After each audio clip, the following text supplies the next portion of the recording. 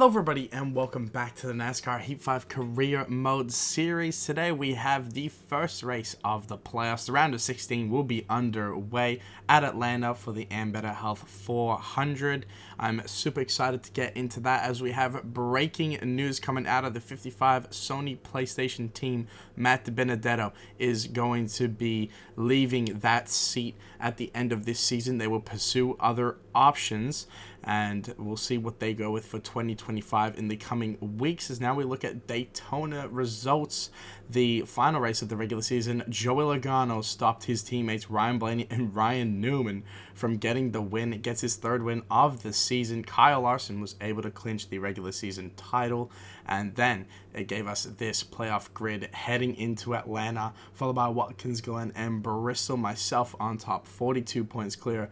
Larson and Logano plus 20 each, and then the rest of the field not got any sort of leeway whatsoever. Now heading into Atlanta, since it is kind of a super speedway track type right now, the qualifying is just like Daytona and Talladega, 40th place every single time. You will not get a better time than that. It's just how the super speedway qualifying works, unfortunately, in this game. So we take a look who is going to be starting from pole. It is William Byron in that 24 car alongside Christopher Bell. So a couple playoff guys there on the front row, as we're going to have to come all the way from the back. But what better place to do it than at the track we won at earlier this season, getting our first win of the season. And now we will have to do what we did there once again, coming from the back. Righto guys, I'm expecting redemption for last year. Let's go win ourselves a championship and kick off these playoffs with a win. You hear myself on the radio giving the team a little pep talk. As you can see, the stories of the race.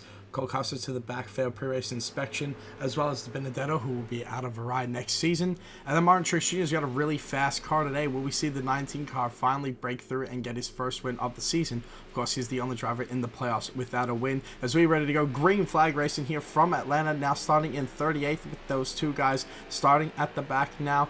William Byron and Christopher Bell lead the field down here into turn 1 and 2. And if we remember what Atlanta was like earlier this season, we should be able to march through this field very quickly, and I'm expecting to do that. As you can see, the playoff drivers, Cole Custer right beside me, for example, got that yellow name banner on the front, and you can see in the windshield there as well through our rear view mirror. Ours is the exact same too. For some reason, there's a glitch with the rear windshield. The banner is just like overlapped for some reason, as you can see. Very strange, but there we go, completing lap 1, currently on the high side here, trying to make a move into the middle here of Hemrick and Newman, and that's going to be a nice little move now to the inside of Riley Herbst off the corner, a little bit tight. We keep it off the 15 though, as now we look to go to the back of Ricky Stenhouse Jr. in that 47 car as we start to make up positions early in this race. Chase Elliott has taken the lead very quickly from the second row there. He started in third place, I believe, as now we are starting to make some moves on the rest of our competition. The back markers here. Let's see if we can get up to the front ASAP, as we got right behind us and looking to give us a bump draft, Austin Cindric in the 2 car, who had the fastest car here in the early Atlanta race. However, a late green-white checker allowed us to get out in front and hold him off as he tried to make a last lap pass. And right now he's looking to push us forwards to go to the inside of Ryan Preece in that 38 car. Now looking to the inside of Ty Gibbs, who's having a decent little rookie season, unfortunately missing the playoffs. And right now we haven't passed any other playoff guys until we get to the back here of Chris Buescher. We go to the inside of him. Of course, we'll be joining RFK next season. We pass his teammate James Knight now onto the back and to the inside of our future boss Brad Keselowski. We get by him as well in that 6 car. So a couple playoff guys we get by there, and that's our future teammates who are not having a great start to this race so far. So we now look into the middle here of Austin Dillon and Kevin Harvick. Of course, Harvick will be retiring at the end of this season. He won't get to fight for a championship to defend his current 2-in-a-row titles. He is a 3-time champion in our universe now, as we are all over the back of Alex Bowman in the 48 car. Dylan's going to give us a push. We're now going to go to the inside here and look to catch up to the back of Kevin Harvick once again. And if you look at that mini map on the bottom left here, we got a whole clog of cars from second on back fighting it out. And then you just have Chase Elliott, who is just running away. It's so weird how this Atlanta works. It might just be only with the 2022 season mod that the game now has. We'll have a look when I move to the 2021 next season, because so we can use the Brickyard 400 racetrack. Anyway, with that push from Austin Dillon, we get by the rest of those guys that we needed to get by, including Kyle Larson in that 5 car, and that's put us up into 2nd place, as no one is going to have really anything for Chase Elliott, as Austin Dillon's actually going to look to our outside here and make a pass on us pretty quickly.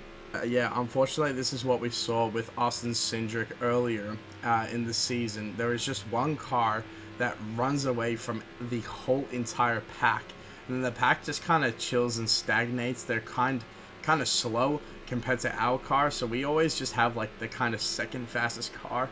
Hopefully this fixes when we go into the different side of the mod, but as you can see, now Austin Dillon in 1st place, myself in 2nd. We have got green flag pit stops underway. Oh, almost spinning out, coming to my one the next lap later. But Chase Elliott opting the short pit there. He will go down a lap as everyone else now. We have some guys staying out, trying to make it towards the end. We're going to come in now just so we don't get bit by anything. But also, if we come in now, we won't be able to run out of fuel, and we'll be able to get ourselves to the end of the stage here without hopefully going a lap down. Everyone else should be coming down pit road as well. Once again, my boy Kevin is sitting there in our pit stall, T-posing. Welcome back, Kevin. We haven't seen you since last week, and he disappears just like that. But fuel only on the stop here as we come out of pit road. We're going to have William Byron overtake us in a moment, but caution is out. Kyle Busch blows an engine just before the 24 can come and get by us. So we are able to stay on the lead lap, and if we had taken 4 tires and fuel, we would have gone a lap down. So thankfully, I took gas only, so we won't have to take a wave round, but we will be now at the back of this pack of the guys that didn't pit, which means Chase Elliott got trapped a lap down. He's going to have to pit. So very unfortunate for the 9 car. That's going to set him a ways back. And also, quickly before the restart, going to mention the stage results. Byron gets the stage win, followed by Larson, Harvick, Bowman, Briscoe, Hemrick, Bell, McDowell, Burton, and Newman around and out the top 10 as we are now back racing. We get a couple positions off of pit road. You can hear once again the pit road glitch now. We're going to hear drills in our ears for the rest of the race. That is absolutely fantastic. I love to see it.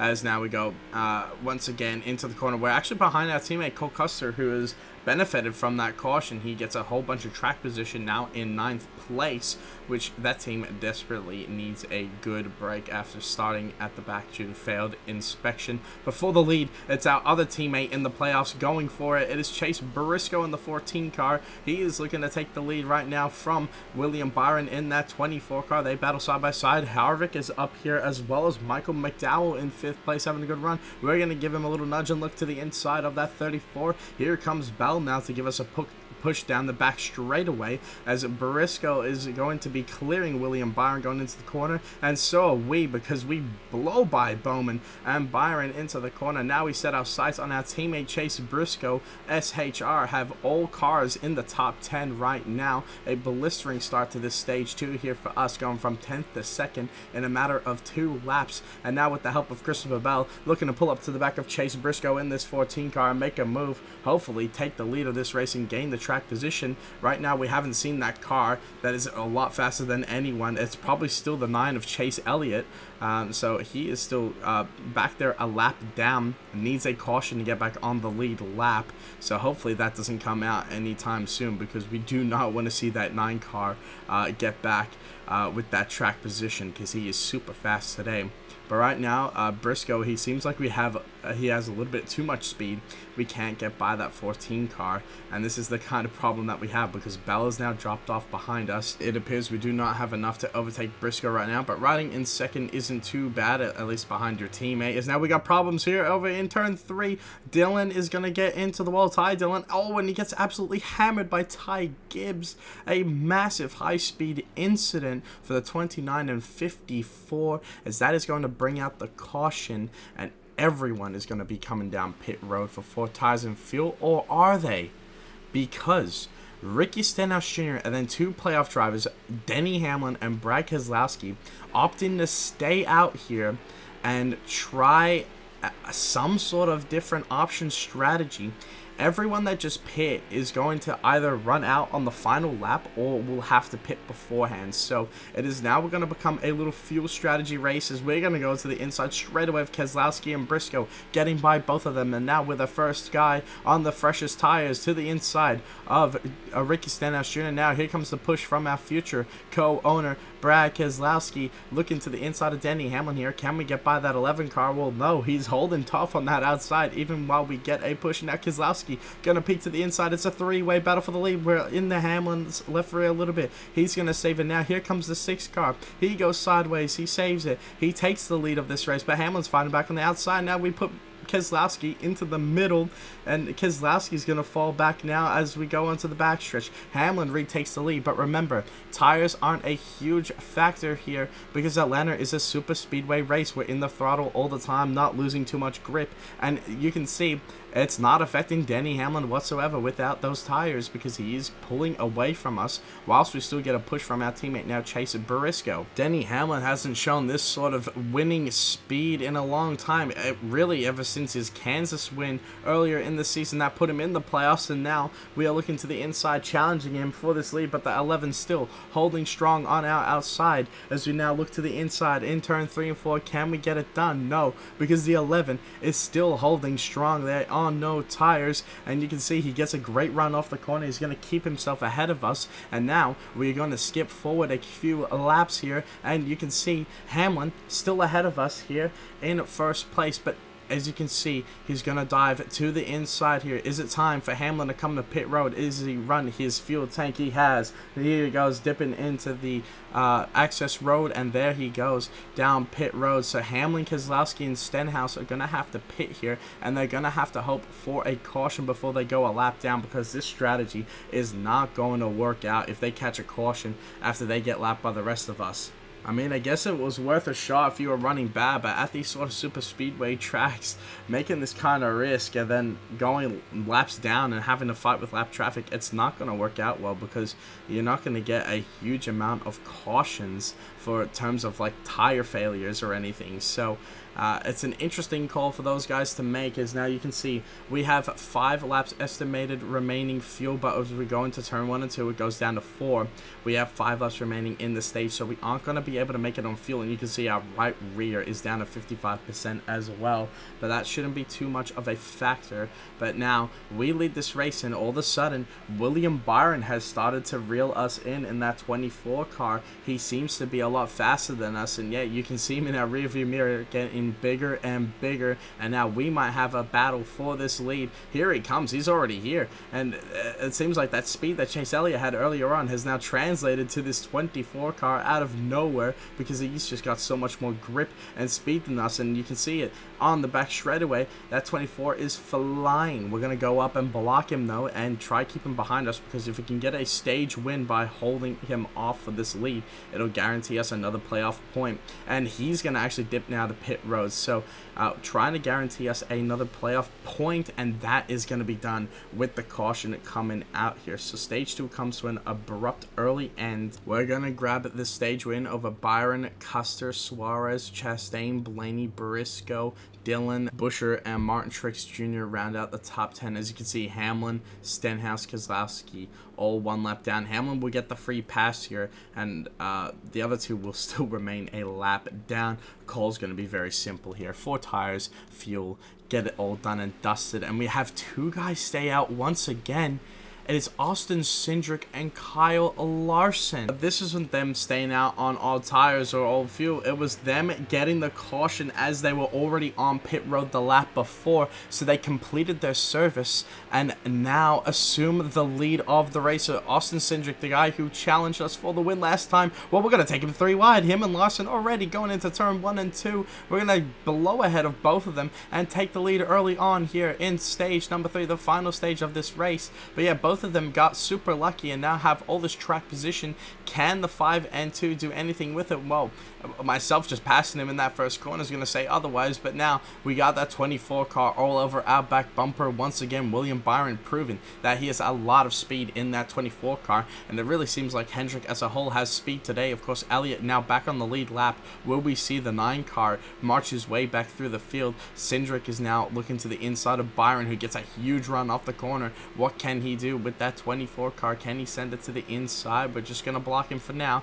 As he goes to the high line, we're going to block this low line here. Austin Cindric trying to make a move, and it's not really often you will see guys run that super high lane and get anywhere with it here at Atlanta. As we block the 2 car, block the 24, then eventually all of a sudden we cut here to a clean track ahead of us and a clean track behind us. We were able to hold off everyone, and no one really seemed to have the speed to overtake us. And yeah, that pack ended up just starting a fight there. They all lost momentum, and we've run away with this so far. So now we're going to have to start thinking about pit strategy. Well, there's not really much strategy when a caution comes out, and we'll send everyone to pit road.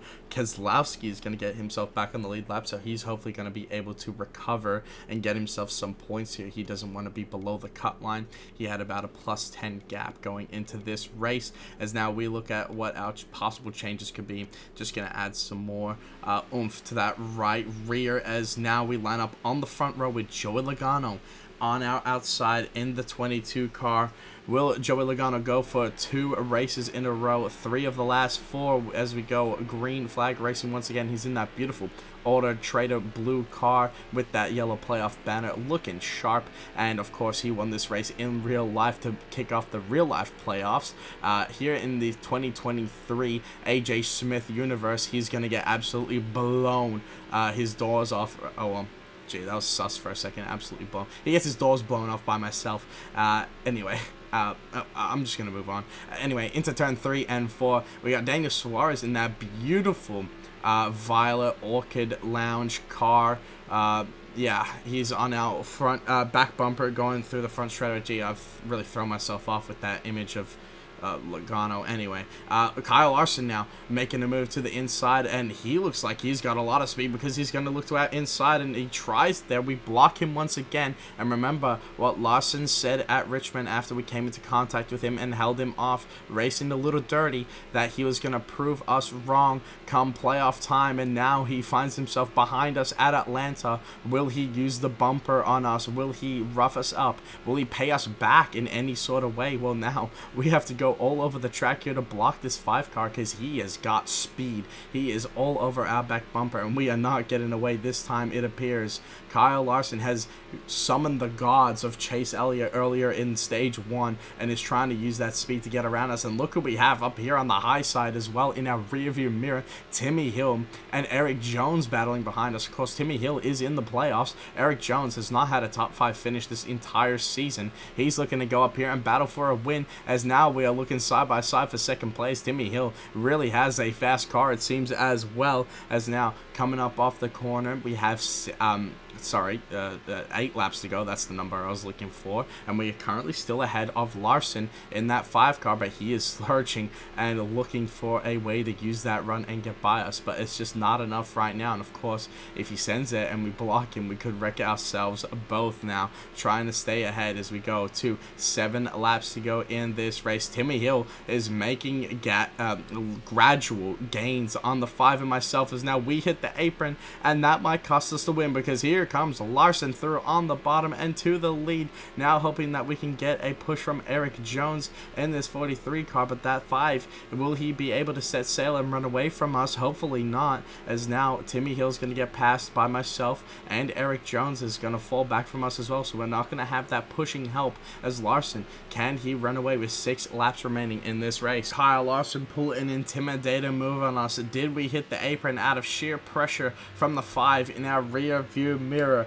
Is this the way Larson pays us back, just by existing, just by providing a psychological threat to us? Well, it's worked right now because he's holding this lead, but we are still right on the back of him, not letting him get out of our sight. It seems like he has more speed than us, but he doesn't have that kind of speed Elliott had in the first stage. As you can see, though, he is pulling away gradually, and he's only going to get further and further away with the rest of this race remaining. It seems through the corners we're faster than until the exit. Larson's going to pull us on the back straightaway once again, gaining that gap. So it looks like the 5 car might have this under wraps here, unless we get lucky like we did earlier in the season when we had a caution come out and we were able to beat Austin Cindric on the restart. That might be what we need if we are going to win this race, because as you can see, Larson continuing to get further and further away. 4 laps remaining in this race, and hold on a second, we're not going to be able to make it on, oh, it doesn't matter anyway, but we weren't going to be able to make it on fuel.